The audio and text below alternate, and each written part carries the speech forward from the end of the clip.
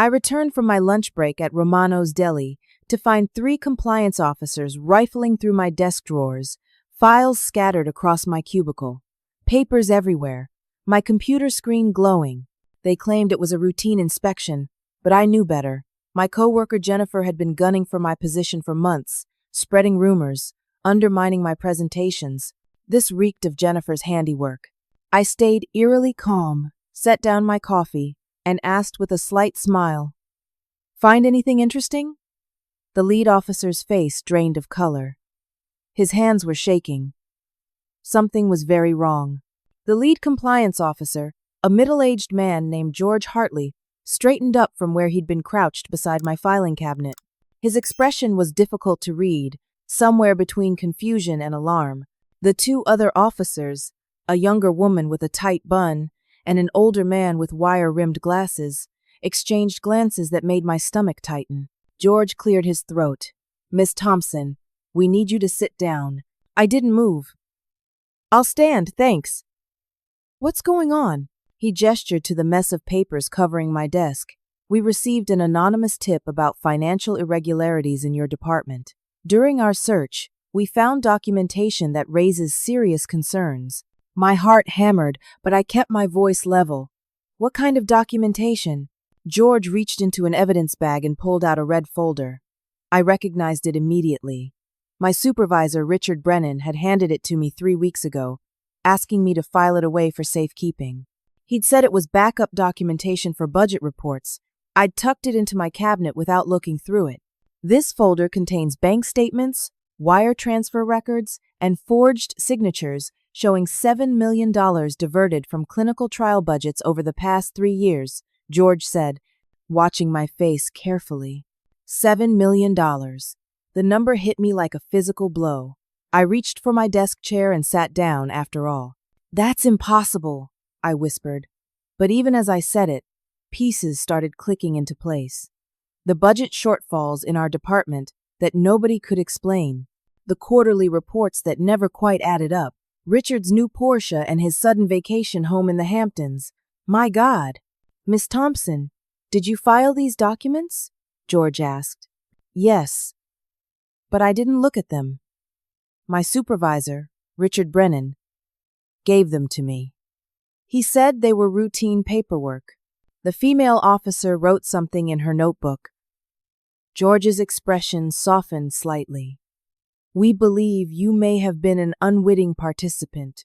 However, we need to ask you some questions about your relationship with Mr. Brennan and your knowledge of these transactions." Relief flooded through me. They understood.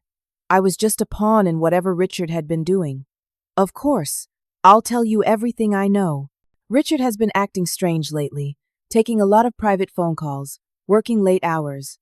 I should have realized something was wrong. That's when I heard his voice. What the hell is going on here?" Richard Brennan stood in the entrance to my cubicle, his face flushed red with what looked like rage.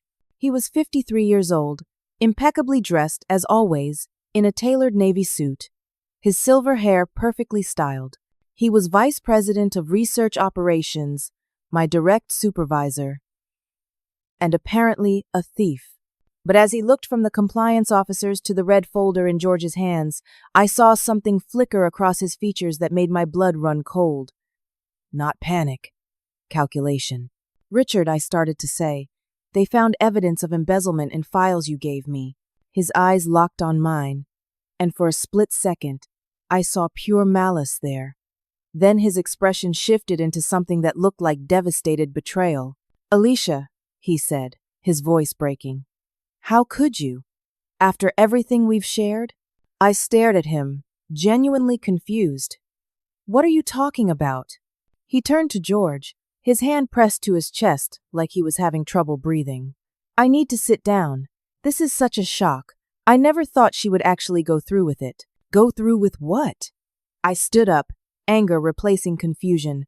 "Richard, tell them the truth. You gave me those files." Richard sank into a nearby chair, running his hands through his hair in a gesture of anguish that would have been convincing if I didn't know him. "We've been having an affair for 6 months, he said quietly. "It started at the conference in Boston. She was so charming, so attentive. My marriage was struggling and I was vulnerable. Alicia convinced me that we could be together if we just had enough money to start over somewhere new. That's a lie. My voice came out too loud, too shrill. I sounded hysterical. Richard looked up at me with wet eyes. I told her it was wrong. I told her I couldn't steal from the company. But she kept pushing. She said we could pin it on someone else if we got caught. Make it look like an accounting error. He pulled out his phone with shaking hands. I have the text messages. She planned all of it. George took the phone, scrolling through what appeared to be texts between Richard and me. Except I'd never sent those messages. They had to be fabricated. Or maybe he'd sent them to himself from a burner phone and then saved my contact information under that number. Those aren't from me, I said. But my voice sounded weak, even to my own ears. Check my phone records. Check my actual phone. We will, George said, but he was looking at me differently now, with suspicion. I glanced past Richard and saw Jennifer standing near the break room, partially hidden behind a partition. She was staring at the scene with an expression I'd never seen on her face before. Not triumph, which is what I'd expected. She looked terrified. When our eyes met, she quickly turned and disappeared down the hallway. I need to call security, George said. Both of you are going to need to come with us for formal questioning. Don't leave the building. As security officers appeared to escort Richard and me to separate conference rooms, I watched Richard's face. He caught my eye for just a moment, and the corner of his mouth twitched upward in the ghost of a smile. He'd planned this. Somehow, he'd known this was coming and had prepared his defense in advance, and I was his scapegoat. The conference room was sterile and cold, with gray walls and fluorescent lighting that gave everything a sickly cast. I sat at a long table across from George Hartley, two other compliance officers, a stern woman from Human Resources named Patricia Walsh, and a police detective who introduced himself as Marcus Brennan. That last name made me pause. Are you related to Richard? Detective Brennan's expression didn't change. I'm here in an official capacity to investigate potential criminal activity. Please focus on answering the questions, Miss Thompson. He hadn't denied it. For 4 hours, they grilled me. Where had I been when the transfers were made? Did I have access to the accounts? Had I noticed unusual activity in the department budgets? What was the nature of my relationship with Richard? I answered everything honestly. I'd been at work during most of the transfer dates, but so had everyone else. Yes, I had access to some financial systems as part of my analyst role, but so did a dozen other employees. I'd noticed the budget discrepancies and had even mentioned them in reports, which they could verify. And no, I absolutely had not been having an affair with Richard. Then how do you explain these? Detective Brennan slid a folder across the table, containing printouts of the text messages from Richard's phone. I studied them. They were dated over the past 6 months, flirtatious at first, then increasingly focused on money and plans to leave town. The person sending them knew details about my life. My mother's cancer diagnosis. My apartment lease ending soon. Even the name of my favorite coffee shop. Someone's been watching me, I said slowly. These messages reference things that are true about my life, but I never sent them. You can subpoena my phone records. Check the actual cell tower data. I guarantee these didn't come from my number. Patricia from HR leaned forward. Miss Thompson, I need to inform you that regardless of the outcome of the investigation, we're suspending you without pay effective immediately. The company cannot have an employee under investigation for embezzlement continue to have access to financial systems. And Richard? I asked. Is he suspended too? She hesitated. Mr. Brennan is also being placed on administrative leave pending investigation. But I noticed they let Richard leave the building with his briefcase while they'd confiscated my purse, my phone, and even the jacket from the back of my chair, tagging everything as evidence. It was nearly 8 o'clock at night when they finally let me go. My head pounded from the fluorescent lights and hours of repetitive questions. I walked through the empty parking garage toward my car, my footsteps echoing off concrete pillars. Alicia. I spun around. Jennifer emerged from behind a concrete pillar, and I barely recognized her. Her usually perfect makeup was smeared, mascara tracking down her cheeks. Her hair hung loose around her shoulders instead of in its typical sleek ponytail. "What do you want?" I kept my distance, my hand moving toward my keys, threading them between my fingers like a weapon. "Congratulations, by the way. You got what you wanted. I'm suspended." "No," Jennifer said, her voice cracking. "No, that's not what I wanted at all. You have to listen to me. I don't have much time." She looked around nervously, then rushed forward. I tensed, but she stopped a few feet away, wringing her hands. "I've been Richard's girlfriend for 8 months, she blurted out. "Secret girlfriend. He promised he was going to leave his wife. We were going to be together. But last week, he ended it. Just like that. Said it was a mistake, that I was getting too attached, too needy." I stared at her. "Jennifer, what does this have to do with anything?" "Everything." She was crying openly now. I was so angry. I found financial documents at his place, stuff he'd brought home from the office. I realized he was stealing money. I thought if I reported him, if I got him in trouble, maybe he'd realize he needed me. Maybe he'd come back. My stomach dropped. "You filed the anonymous tip." She nodded miserably. "But I thought they'd just investigate him. I didn't know he'd set you up to take the fall. I didn't know he'd planned all this." She grabbed my arm. "Alicia, you have to be careful. Detective Marcus Brennan is Richard's brother-in-law, his wife's younger brother. The investigation is already rigged." I pulled away from her. "Why are you telling me this?" "Because I was wrong about you." Jennifer's voice dropped to a whisper. "I was jealous of you for so long. Everyone respects you. You're good at your job. People actually like you. I wanted what you had, but Richard used both of us. And now I'm scared because Richard has files. Insurance files, he calls them. Photos, recorded conversations, fake evidence on multiple people. He's been preparing for something like this for a long time. Why should I believe anything you're saying?" "Because," Jennifer said, backing away, "if Richard finds out I talked to you, I'll end up like the last person who tried to expose him." Before I could ask what she meant, Jennifer turned and ran toward the stairwell, her heels clicking rapidly against the concrete. I stood there in the parking garage, my mind reeling. I got into my car with shaking hands and just sat there for a long moment, trying to process everything. My phone rang. The company had given it back before I left, minus the SIM card, which they'd kept for analysis. But they'd let me put in a new one from the prepaid phone store in the building lobby. It was the company's legal department. "Miss Thompson, this is Harold Winters from legal counsel. I'm calling to inform you that your employment has been suspended without pay, effective immediately.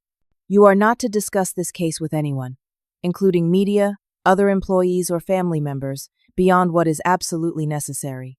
You are not to enter company property or attempt to contact any current employees regarding this matter. Do you understand?" "Yes," I said numbly. "Your health insurance will remain active for 30 days. After that, you'll need to arrange COBRA coverage if you wish to maintain benefits.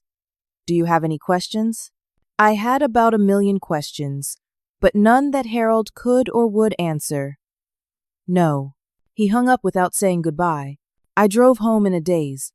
My apartment felt empty and cold. I made chamomile tea that I didn't drink and sat on my couch staring at the wall. No job. No income. My mother's next cancer treatment was scheduled for 2 weeks from now and cost $12,000 out of pocket, even with insurance. I had maybe $3,000 in savings, and I was the prime suspect in a $7 million embezzlement case. My phone rang again. My mother. "Honey, I just saw the news," she said, her voice shaking. "They're saying you stole money. Tell me it's not true." I closed my eyes. "It's not true, Mom. I promise. Someone set me up. Who would do that?" "My boss. I think. I'm still trying to figure it all out." She was quiet for a moment. "Are you going to be okay? Do you need money?" "I have a little saved." "No, Mom. You need that for your treatment. I'll figure something out." But as I hung up the phone, I had no idea what that something would be. The pounding on my door came at 6 in the morning, 3 days after the initial raid. I was barely awake when I stumbled to the door and opened it without checking the peephole. Detective Marcus Brennan stood there with 4 uniformed officers. Behind them, through my apartment window, I could see news vans parked on the street below, cameras already recording. Alicia Thompson, you're under arrest for conspiracy to commit embezzlement, wire fraud, and money laundering. Marcus didn't look at me as he spoke, just recited the charges in a monotone. One of the officers turned me around and pulled my hands behind my back. The cold metal of handcuffs bit into my wrists. I need to change, I said, looking down at my pajama pants, an old college t-shirt. Can I at least put on real clothes? No time, Marcus said. Let's go. They walked me out of my building in handcuffs, wearing pajamas and slippers, while reporters shouted questions and cameras flashed. Did you seduce your boss? Where's the money? Were you planning to flee the country? I kept my head down, but it didn't matter. My face would be plastered across every news station by noon. At the police station, they processed me like I was already guilty. Fingerprints, photographs. They took my jewelry, my phone, even the hair tie from around my wrist. Then they put me in a holding cell with gray concrete walls and a metal bench. Hours passed. Finally, a tired-looking man in a wrinkled suit appeared. I'm Paul Stevenson, public defender. I've been assigned to your case. He sat down across from me in a small interrogation room and opened a thin file folder. He barely glanced at the contents before looking up at me. The charges are serious, he said. Conspiracy to commit embezzlement, wire fraud, money laundering.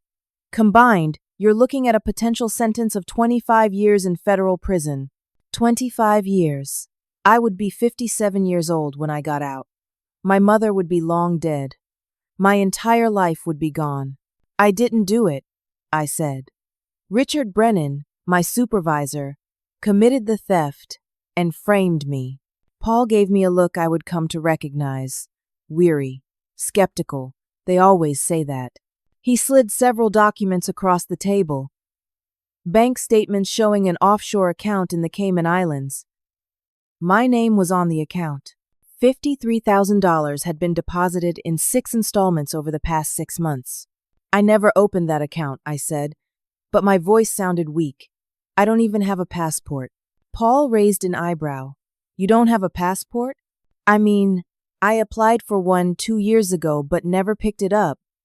I was planning a trip to Canada that fell through. We can verify that, Paul said, making a note.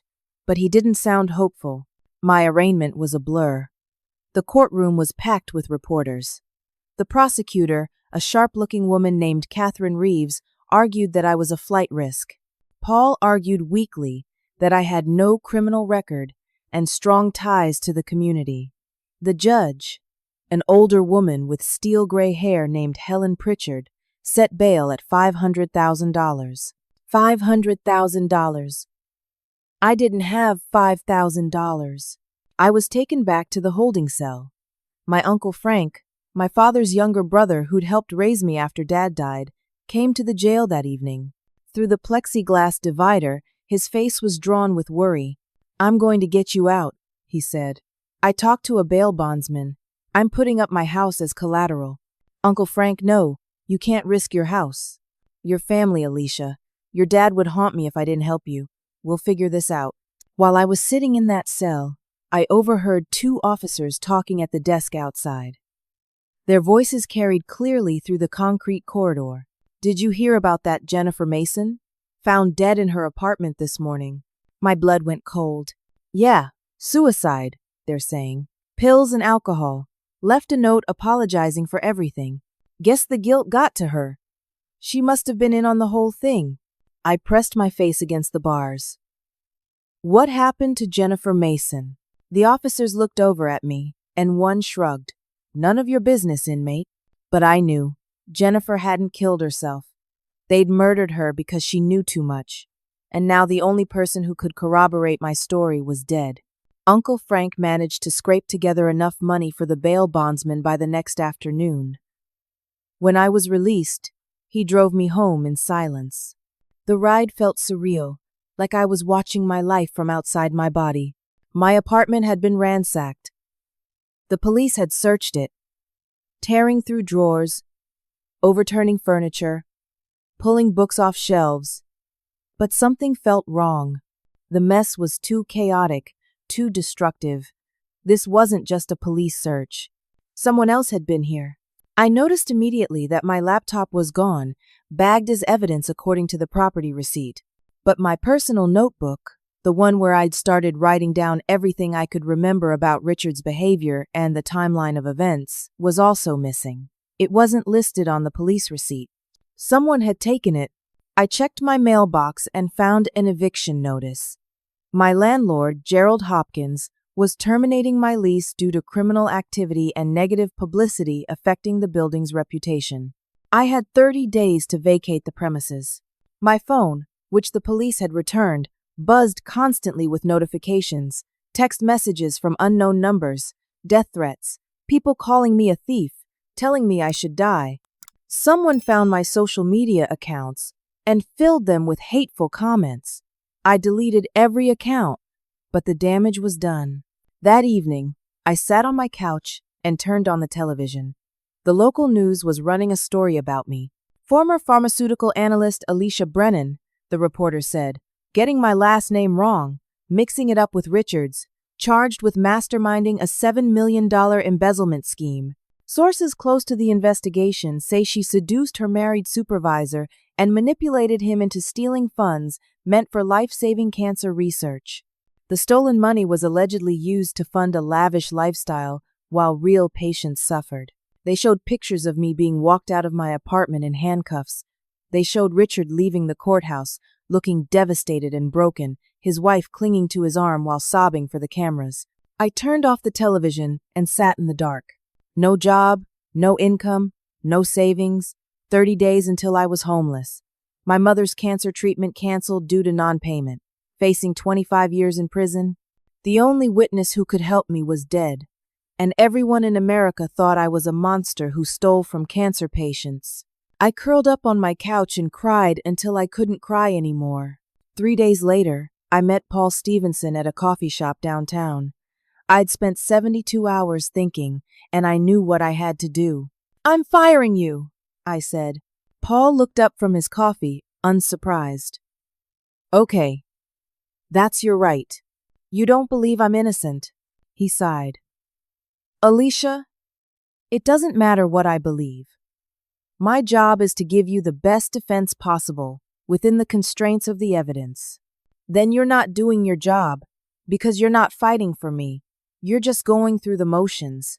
Paul closed his case file. "Any decent defense attorney will cost you $60,000 minimum just for the retainer. Do you have that kind of money?" "No, but I'll find it." That evening, I sat down with my mother at her small apartment across town. Diana Thompson looked frailer than she had a month ago. Her skin pale, dark circles under her eyes. The cancer was progressing without treatment. "Mom, I need to ask you something, and I need you to really think about it." She took my hand. "Anything, honey. I need money for a lawyer. A real lawyer who will actually fight this case. The only way I can afford that is if we use your savings." My mother had $85,000 saved for retirement, money she'd carefully accumulated over 30 years of working as an elementary school teacher. "How much do you need?" she asked without hesitation. "All of it." She didn't flinch. "Then you have it. Mom, that's your retirement fund, and you need that money for your treatment. The cancer." "Alicia, listen to me." She gripped my hand tighter. "What good is living if my daughter is in prison for a crime she didn't commit? What's the point of retirement if I spend it visiting you behind glass at some federal facility? We fight this together, or we don't fight at all." I found Laura Hendricks through research, cold calls, and desperation. She was a criminal defense attorney in her mid-40s, with a reputation for taking on corporate corruption cases. Her office was in a converted brownstone in the historic district, filled with law books and case files stacked on every surface. Laura listened to my story for 2 hours without interrupting. Then she leaned back in her chair. This evidence against you is too convenient, she said finally. Too perfect. Someone spent a lot of time setting this up. Richard, maybe? Or maybe Richard's just a piece of a bigger puzzle. Laura opened her laptop. I want to bring in a forensic accountant, someone who can dig deeper into these financial records. Because if Richard was stealing $7 million, I want to know where that money actually went. Over the next 2 weeks, Laura and her forensic accountant, a meticulous man named Stephen Park, dove into the financial records that had been entered as evidence. What they found was stunning. The embezzlement didn't start 3 years ago. It started 10 years ago, and it didn't involve just Richard. Stephen traced the money through multiple shell companies and offshore accounts. The trail led to several high-ranking executives at Thompson Pharmaceuticals. Andrew Whitmore, the chief financial officer, had been siphoning funds to cover gambling debts. Records showed he owed over $2 million to various casinos and had borrowed from loan sharks. The embezzled money had been used to pay off those debts. Thomas Mason, a board member and Jennifer's father, had been using stolen funds to pay for his son's repeated stays at expensive drug rehabilitation facilities. His son Brandon had been in and out of treatment 6 times in 8 years, each stay costing upward of $50,000. Patricia Donovan, another board member, had a second family in Nevada, a secret wife and 2 children she'd been supporting for 15 years. She needed hundreds of thousands of dollars to maintain 2 separate households. Gordon Price, the head of legal, had been covering up all of it, using his position to manipulate internal audits and hide discrepancies. Richard had been part of it, certainly, but he was just one player in a massive conspiracy that had been running for a decade. And when the investigation started getting too close, they'd all decided to throw Alicia under the bus as the scapegoat. Jennifer must have discovered her father's involvement, Laura said. That's why she tried to expose Richard. She was trying to hurt her dad, not help you. But once she filed that report, they all panicked. They killed her, I said quietly. Laura nodded. And they'll kill you too if they think you're getting too close to the truth. We needed to go to the FBI. The local police were compromised. Detective Marcus Brennan had made that clear. But this was federal crimes. Wire fraud, money laundering. This was FBI territory. Laura arranged a meeting with FBI Special Agent David Torres at the federal building downtown.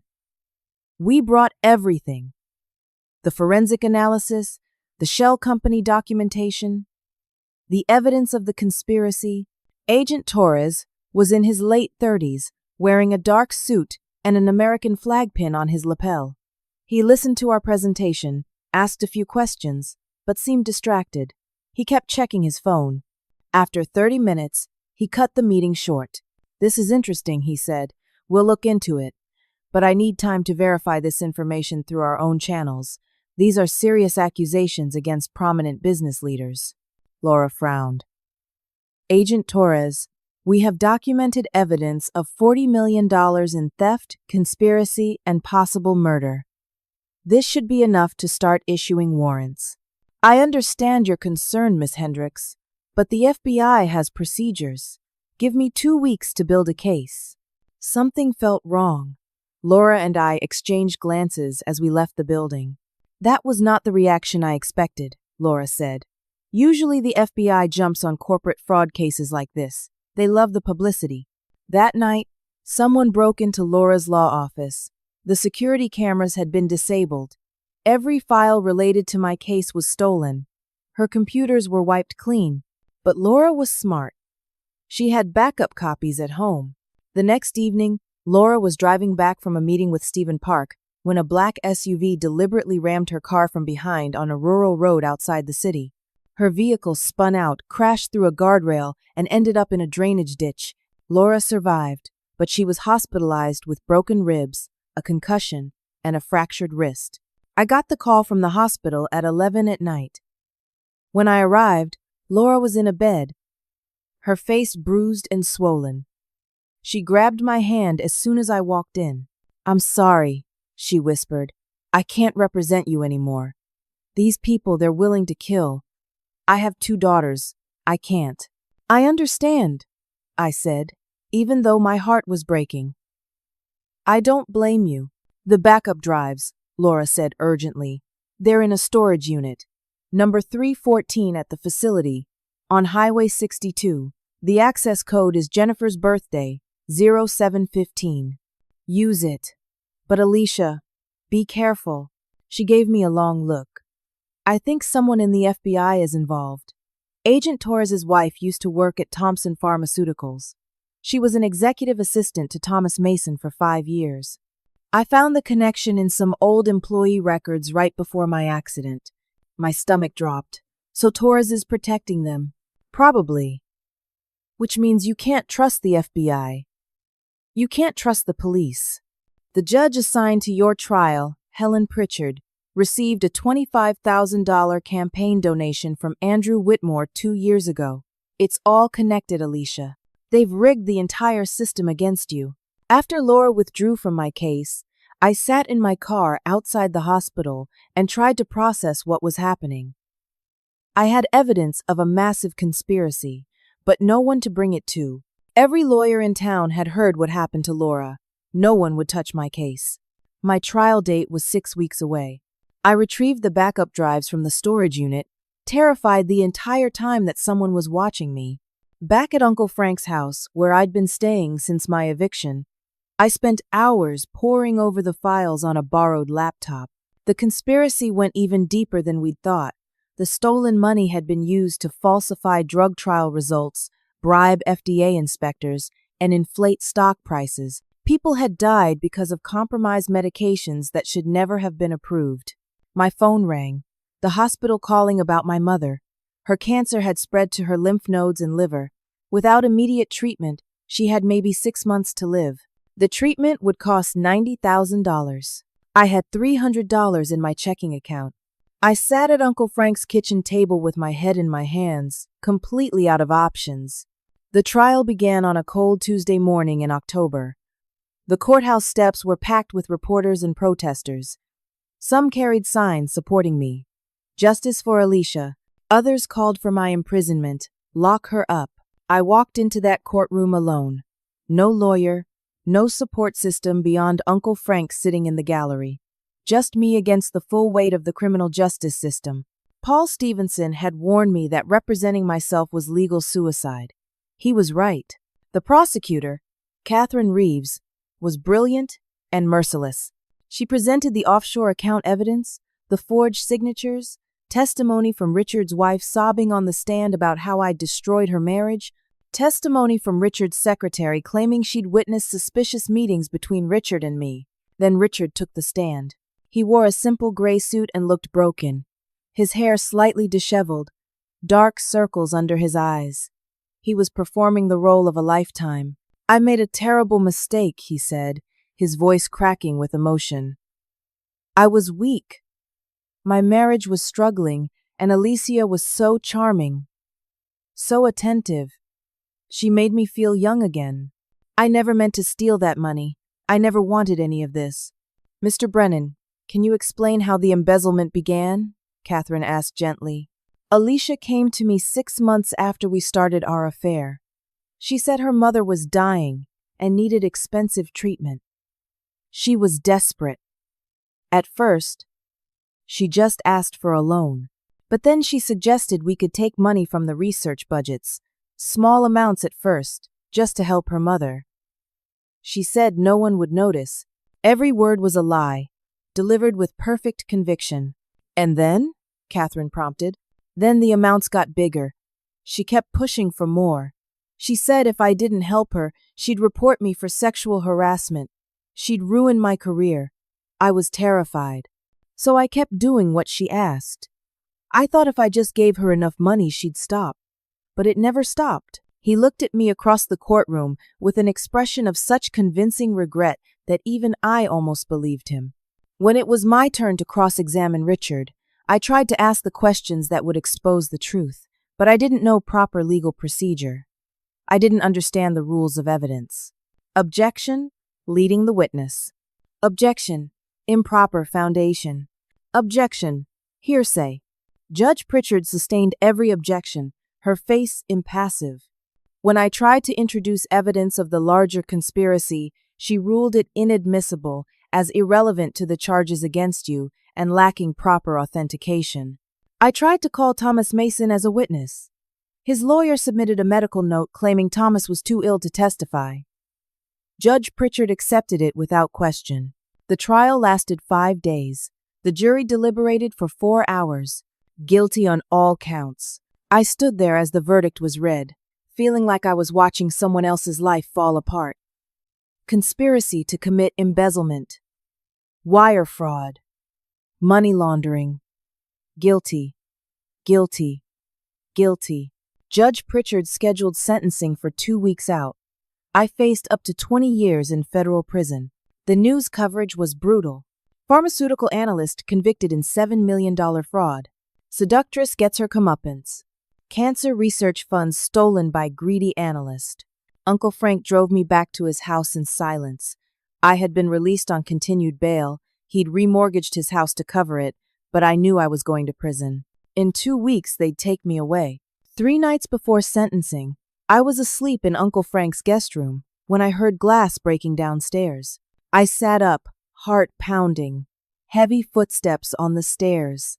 Uncle Frank shouted from his bedroom, then a thud and silence. My door burst open. 2 men in ski masks grabbed me before I could scream. They dragged me downstairs to the kitchen. One man, tall and broad-shouldered, held me against the counter, while the other, shorter but powerfully built, methodically began hitting me. Fists to my ribs, my stomach, my face.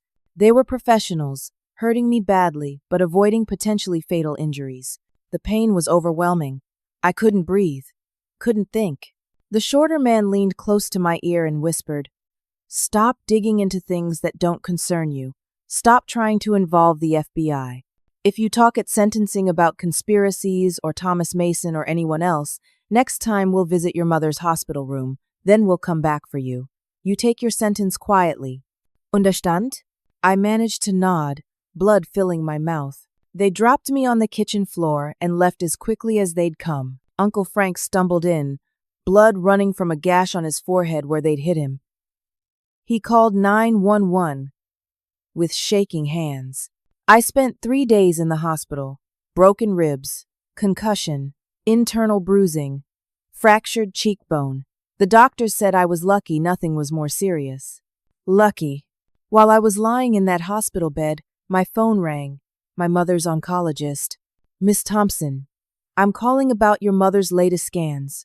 I'm afraid the cancer has metastasized to her lymph nodes and liver. Without immediate aggressive treatment, I estimate she has approximately 6 months, perhaps less. What does the treatment cost?" I already knew the answer. The treatment protocol we'd recommend would be around $90,000, and that's with her insurance covering a portion. The hospital canceled her treatment plan weeks ago due to outstanding balances. We'd need a substantial deposit to resume care. I hung up and stared at the hospital ceiling. My mother was going to die. I was going to prison. The people who actually stole millions were going to walk free. I had lost everything. A nurse came in to check my vitals. She saw the tears running down my face and squeezed my hand. "Is there anything I can do?" I shook my head. There was nothing anyone could do. Uncle Frank visited that evening. He sat beside my bed, his own head bandaged, and held my hand. "I'm so sorry, sweetheart. I should have protected you better. This isn't your fault, Uncle Frank. These people are ruthless. They're willing to kill to protect themselves.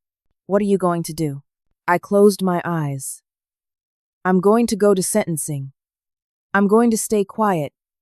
And then I'm going to prison for crimes I didn't commit, because if I fight back, they'll kill Mom. And probably you too. I can't let that happen." "Your dad would be so proud of you," Uncle Frank said quietly. "You're the strongest person I know." But I didn't feel strong. I felt broken, defeated, utterly alone. Sentencing was in 2 days. I knew Judge Pritchard would give me the maximum. 20 years in federal prison. I'd be 52 years old when I got out. if I survived that long. My mother would be long dead. My entire life would be gone. I lay in that hospital bed and wondered if it would be easier to just give up entirely. On my 4th day in the hospital, a woman I'd never seen before walked into my room. She was petite, in her late 50s, with graying hair pulled back in a neat bun. She wore scrubs with a hospital ID badge that identified her as Carmen Rodriguez, hospice nurse. I was confused. I didn't request hospice services. Carmen closed the door carefully and glanced out the window to make sure no one was in the hallway. Then she sat down in the chair beside my bed. "I used to work at Thompson Pharmaceuticals," she said quietly. "In the finance department 8 years ago." My heart started pounding. "I noticed accounting irregularities," Carmen continued. "Expense reports that didn't match budgets. Transfers between departments that didn't make sense. Money disappearing into accounts I couldn't trace. I raised concerns with my supervisor." She paused, her hands trembling slightly in her lap. "Richard Brennan had me fired within a week. He created a false performance review claiming I was incompetent.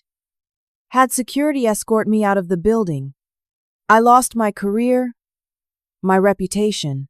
Couldn't get another job in finance because of what he put in my file. I had to completely start over, went back to school for nursing." "I'm sorry," I said. "But why are you telling me this?" "Because I couldn't let it go." Carmen's eyes met mine, fierce and determined. "After they fired me, I started collecting evidence.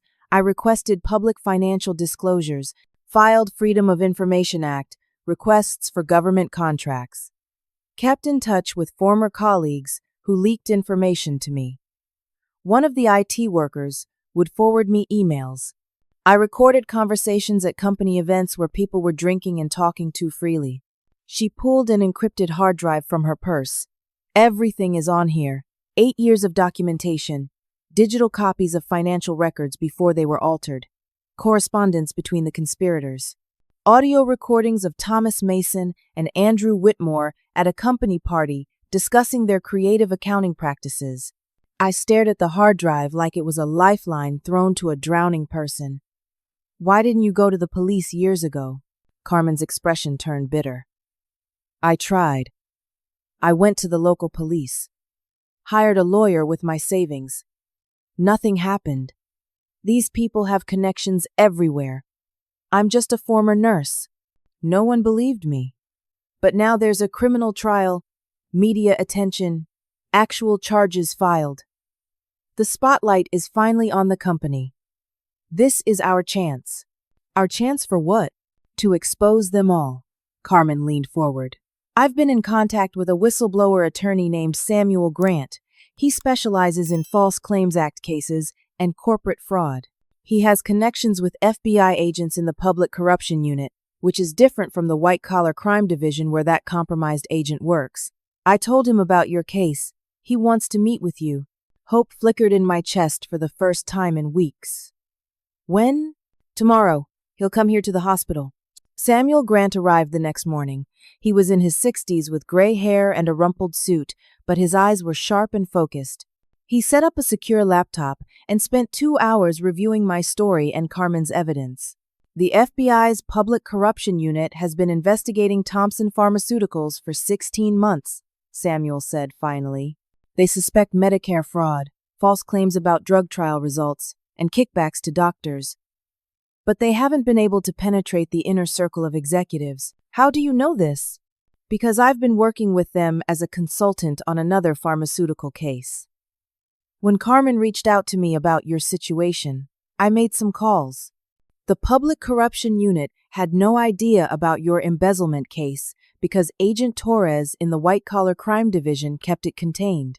He's been protecting the conspirators because of his wife's connection to Thomas Mason."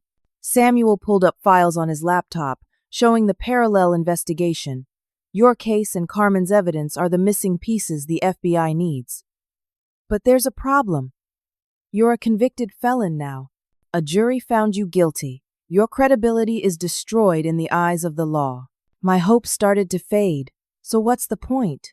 "The point is, we can potentially vacate your conviction if we can prove prosecutorial misconduct and fabricated evidence. But first, we need to help the FBI build their case against the actual conspirators. Samuel looked at me seriously. That means you'll need to wear a wire. Get one of them to talk about the embezzlement, or the cover-up on tape. It's risky. If they figure out you're recording, you could end up like Jennifer Mason. I thought of my mother dying without treatment. Of Jennifer, murdered and dismissed as a suicide. Of Laura, run off the road. Of the two men in ski masks beating me in Uncle Frank's kitchen. They already tried to kill me once, I said. What do I have to lose? Samuel nodded approvingly. All right. I'm going to file an emergency motion with the court to delay your sentencing based on newly discovered evidence. Judge Pritchard won't be happy, but she can't legally deny the motion when we present Carmen's documentation. That'll buy us 60 days to build the FBI's case. He made good on his promise. The motion was filed that afternoon. Judge Pritchard was furious, but had no choice but to grant it. My sentencing was postponed for 60 days pending review of new evidence. The next day, Samuel arranged a meeting with FBI Special Agent Claudia Nance from the Public Corruption Unit. We met in a secure conference room at the federal building, a different floor from where Agent Torres worked. Agent Nance was professional and skeptical, her dark hair pulled back severely, wearing a no-nonsense pantsuit. But as Carmen presented her evidence and I told my story, Agent Nance's expression shifted from doubt to intense interest. We've been trying to flip someone inside Thompson Pharmaceuticals for months, she said, but everyone is too afraid. The few people who've talked to us have received threats or had mysterious accidents. One potential witness's house burned down. Another left the country and won't return our calls. She looked at the evidence on the laptop screen. This documentation, combined with Miss Thompson's insider knowledge of the current embezzlement scheme, could be enough to obtain warrants. But we need direct evidence. Recordings of the conspirators discussing the crimes. You want me to wear a wire? I said. Yes. We'd set up a meeting between you and one of the key players. Thomas Mason would be ideal since he's Jennifer's father and might feel guilty enough to talk. You'd approach him, claiming you want to make a deal. Offer to keep quiet about his involvement in exchange for money for your mother's treatment. What if he figures out I'm recording? Agent Nance didn't sugarcoat it. Then you're in significant danger. These people have already killed once, but we'll have agents positioned nearby for your protection. And if we can get Mason to confess on tape, we can start making arrests within hours. I looked at Carmen, who nodded encouragingly. Then at Samuel, who said, It's your choice, Alicia. No one will judge you if you decide it's too risky. I thought about everything I'd lost, everything they'd taken from me. My career, my reputation, my freedom, my mother's health. Let's do it, I said. Over the next week, the FBI prepared me. They coached me on what to say, how to keep Thomas talking, what questions to ask that would elicit incriminating responses. They fitted me with a wire so small and sophisticated that it was nearly impossible to detect. Samuel set up the meeting through an intermediary. He sent a message to Thomas, claiming that Alicia wanted to talk, that she was willing to stay quiet about his involvement if he helped pay for her mother's treatment. Thomas agreed to meet at a quiet restaurant in a neighboring town. The night before the meeting, Uncle Frank drove me back to his house. I'd been discharged from the hospital but still had pain from my broken ribs and the beating. Your dad would be so proud of you, honey, Uncle Frank said as we sat in his kitchen drinking coffee. You're fighting for what's right even when it's hard, even when it's dangerous. That's what heroes do. I started crying, real tears, not the empty sobs of despair I'd cried so many times over the past months. These were different tears, tears of hope mixed with fear and determination. I'm scared, I admitted. I know, but you're also the bravest person I've ever known. And you're not alone anymore. You've got Carmen, Samuel, Agent Nance, and me. We're all fighting with you. The morning of the meeting, I put on the wire while Agent Nance and her team supervised. The device was so small, it was hidden in a button on my jacket. A backup recorder was concealed in my watch. Remember, Agent Nance said, keep him talking. Let him think you're desperate and willing to deal. Don't push too hard or he'll get suspicious. Just let him tell his story. I drove to the restaurant, my hands shaking on the steering wheel. FBI agents followed in unmarked cars. More agents were already positioned inside the restaurant, posing as customers. Thomas Mason was already there, sitting in a back booth. He looked terrible, haggard, with deep lines around his eyes and mouth. Jennifer's death had aged him 10 years. I slid into the booth across from him, trying to keep my expression neutral. "Thank you for meeting me," I said softly. Thomas nodded, not meeting my eyes. "I almost didn't come. But after Jennifer, I haven't been sleeping well." "I can imagine. I'm so sorry about what happened to her." His eyes filled with tears. "She was my little girl. I never wanted her involved in any of this." "Involved in what?" I asked gently. And Thomas started talking. He told me everything, how the embezzlement scheme started 10 years ago when the company was struggling financially. How he, Andrew Whitmore, Patricia Donovan, and Gordon Price had created the system to skim money from research budgets. How they'd brought Richard in later, promised him a cut in exchange for manipulating the accounting. "Jennifer found out about 6 months ago," Thomas said, his voice breaking. "She found some paperwork at my house. She was furious with me, threatened to expose everything. Then she started dating Richard. I think she was trying to get evidence against him, trying to hurt me." "What happened to Jennifer?" I asked, even though I already knew the answer. I needed him to say it on tape. Thomas looked away, staring at the wall. "Richard called me in a panic. Said Jennifer was going to ruin all of us. He had a guy, someone who handles problems. They made it look like pills and alcohol. A suicide. I didn't order it. I didn't pull the trigger. But I didn't stop it either. That makes me responsible." His hands were shaking. "I can't sleep. I see her face every night. My daughter. I let them kill my daughter. And framing me." I kept my voice steady even though I wanted to scream. "That was Richard's idea? You were perfect." Thomas finally looked at me. "Smart enough that people would believe you could pull it off. You had access to the files. And that motive with your mother's medical bills. Richard planted the documents in your desk. Created the offshore account in your name. My brother-in-law in the police department helped manipulate the investigation. We paid off your first lawyer, made sure he wouldn't fight for you. When you hired Laura Hendricks, we had to scare her off." He reached across the table, and I fought the urge to pull away. "I'm sorry you got caught in this. You remind me of Jennifer. Stubborn, principled. That's why I agreed to meet with you. If you promise to stay quiet, I'll pay for your mother's treatment. All of it. Consider it penance for what I did to you and what I let happen to Jennifer. And if I refuse?" Thomas's expression hardened, and for a moment I saw the ruthless businessman beneath the guilty father. "Then the same thing that happened to Jennifer happens to you and your mother. I've already lost my daughter. I won't lose my freedom too." I gave the signal, adjusting my collar slightly. FBI agents moved in from all directions. Thomas realized what was happening, his face going pale. "You recorded me?" he whispered. "You were wearing a wire?" Agent Nance appeared beside the table. "Thomas Mason, you're under arrest for conspiracy to commit embezzlement, wire fraud, obstruction of justice, and conspiracy to commit murder." They cuffed him while he stared at me in shock. Other agents were already moving in simultaneous raids across the city. At Thompson Pharmaceuticals headquarters, at Richard's house, at Andrew's office, Patricia's estate, Gordon's law office, and even Agent Torres's FBI office. Within 2 hours, they'd arrested everyone. I sat in that restaurant booth shaking, while Agent Nance coordinated with her team. Carmen appeared and hugged me tightly. Samuel squeezed my shoulder. "You did it," Samuel said. "You got him to confess to everything." The news exploded that evening. Every channel carried the story. Massive pharmaceutical fraud exposed.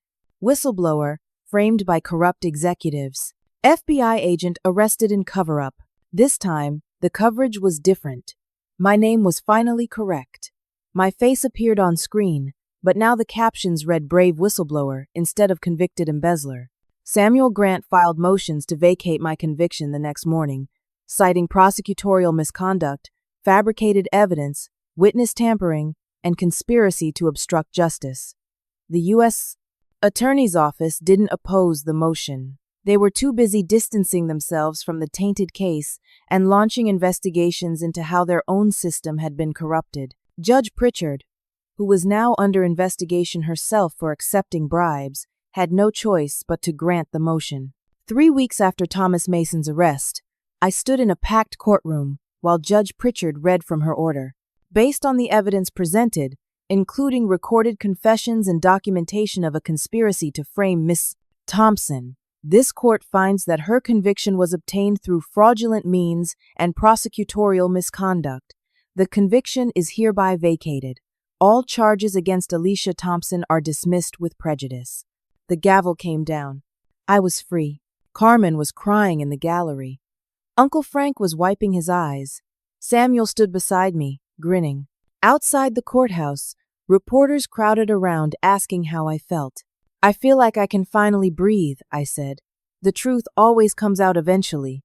It just takes courage to keep fighting for it, even when everything seems hopeless. The trials for the conspirators began over the following months. I testified at each one, no longer a defendant but a witness for the prosecution. Richard Brennan was sentenced to 18 years in federal prison for embezzlement, wire fraud, money laundering, and conspiracy to commit murder.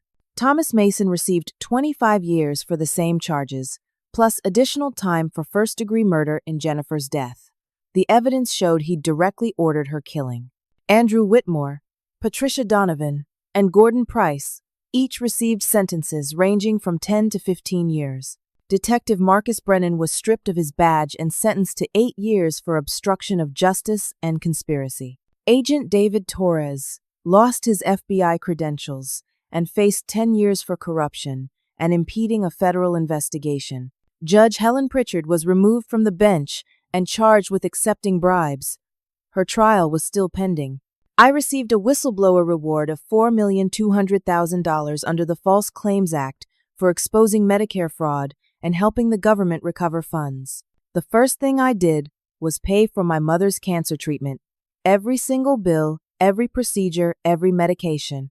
Diana went into full remission within 6 months. The doctor said it was remarkable, but I knew it was because she finally had access to the care she needed without the crushing weight of financial stress. I paid back Uncle Frank for the bail money, the legal fees, everything. He tried to refuse, but I insisted. He'd risked his house, his security for me. It was the least I could do. Then I set up a foundation in Jennifer's name, the Jennifer Mason Whistleblower Defense Fund. It provides legal support, financial assistance, and protection services for corporate whistleblowers who can't afford to fight back on their own. Carmen became the foundation's director. After 8 years of carrying the burden of what she knew, she finally had justice and vindication. She threw herself into the work, helping other people who'd been pushed out of companies for trying to do the right thing. Thompson Pharmaceuticals underwent massive restructuring. The board of directors was completely replaced. The company settled with the federal government for $67 million and implemented new ethics and compliance programs. They offered me my job back at triple my previous salary. I declined. Instead, I became an independent consultant, helping companies implement ethical compliance programs and teaching employees how to recognize and report fraud. I spoke at conferences about corporate corruption and whistleblower protections. I worked with lawmakers to strengthen protections for people who expose wrongdoing. 6 months after my exoneration, I stood at Jennifer's grave on a cold November morning.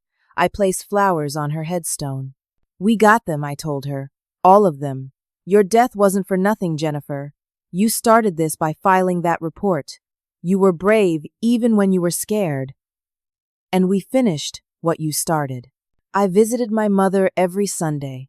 She'd taken up painting during her recovery, a hobby she'd always wanted to try. Her apartment was filled with colorful canvases depicting flowers, landscapes, and abstract designs. One Sunday, as we sat drinking tea and looking at her latest painting, she asked, "Do you have any regrets? This fight cost you so much." I thought about it. The terror, the despair, the moments I'd wanted to give up, the beating, the trial, the conviction, the weeks thinking I'd spend 20 years in prison. But I also thought about Carmen, finally vindicated after 8 years, about Jennifer's murderers behind bars, about the patients who would be protected now that the fraud was exposed, about the future whistleblowers who would have support through the foundation. None, I said honestly. When you're powerless and everyone's against you, fighting back feels impossible. But the truth is stronger than any lie, and courage is stronger than fear. Sometimes you have to lose everything to find out what you're really made of. And I learned I'm made of something pretty strong. My mother smiled, the color back in her cheeks, her eyes bright and healthy. You're made of love, baby. Love for justice, for truth, for the people who can't fight for themselves. That's the strongest thing there is. She was right. Everything I'd fought for, everything I'd endured, came down to love. Love for my mother, love for the truth, love for justice, love for people like Carmen and Jennifer who'd been hurt by corruption and greed. I hugged my mother, grateful beyond words that she was alive and healthy, grateful that I'd survived the nightmare, and grateful that I'd been able to help expose corruption that could have hurt countless others. The system had failed me. Powerful people had tried to destroy me. Justice had seemed impossible when I was alone and powerless. But I'd learned something important through it all. The truth is patient and persistent. With courage, determination, and the willingness to keep fighting even when you've lost everything, you can overcome even the most corrupt systems. Your darkest moment might be right before your greatest victory. When the whole world is against you and defeat seems certain, that's when your character is truly tested. Stand up for what's right, even when it costs you everything. Especially when it costs you everything. Because that's when it matters most. I'd been broken down to nothing. Stripped of my career, my reputation, my freedom. I'd faced prison, violence, and the loss of everything I held dear. But I hadn't given up. And in the end, the truth had won. That evening, I attended a support group meeting for wrongfully convicted individuals that I'd started facilitating. 15 people sat in a circle sharing their stories. Some were still fighting their cases. Others had been exonerated, but were struggling to rebuild their lives. A young woman named Sarah, who'd spent 3 years in prison for a crime she didn't commit, raised her hand. "How do you keep going when everything feels hopeless?" I looked around the circle at all these people who'd been failed by the system but refused to give up. "You remember that you're not alone," I said. "You find the people who believe in you, even if it's just one person. You hold on to the truth even when no one else will. And you keep putting one foot in front of the other, even when you can't see where you're going, because eventually the darkness ends. Eventually the dawn comes." Sarah nodded, tears in her eyes. "Thank you. I needed to hear that." As I drove home that night, I thought about how far I'd come. From standing in my cubicle watching compliance officers search my desk to this moment of freedom and purpose. The road had been brutal, but I'd made it through, and now I could help others make it through too. That was the real victory, not just exposing the conspiracy or getting my conviction overturned, but finding purpose in the pain, turning my suffering into something that could help others. I pulled into my new apartment complex, a modest but comfortable place I'd rented with some of the settlement money. As I climbed the stairs to my door, my phone buzzed with a text from Carmen. "Just got word that 3 more whistleblowers reached out to the foundation today for help. We're making a difference." I smiled and texted back. That's what it's all about. Inside my apartment, I made chamomile tea and sat on my couch, finally able to relax without fear. No more looking over my shoulder. No more wondering when the next attack would come. Just peace. My mother was healthy. The guilty were in prison. Whistleblowers had support. And I had found my purpose. It had taken losing everything to discover what truly mattered. It had taken falling into the deepest darkness to appreciate the light. It had taken being powerless to understand the power of truth and courage. I wouldn't wish that journey on anyone, but I also wouldn't trade what I'd learned from it. Because now I knew, beyond any doubt, that even when the whole world seems rigged against you, even when powerful people want to destroy you, even when justice seems impossible, you still have a choice. You can give up or you can fight. And if you choose to fight, if you hold on to the truth with everything you have, if you refuse to let them break your spirit no matter what they take from you, then eventually you will win. Not because the system is just. It isn't. Not because good always triumphs. It doesn't.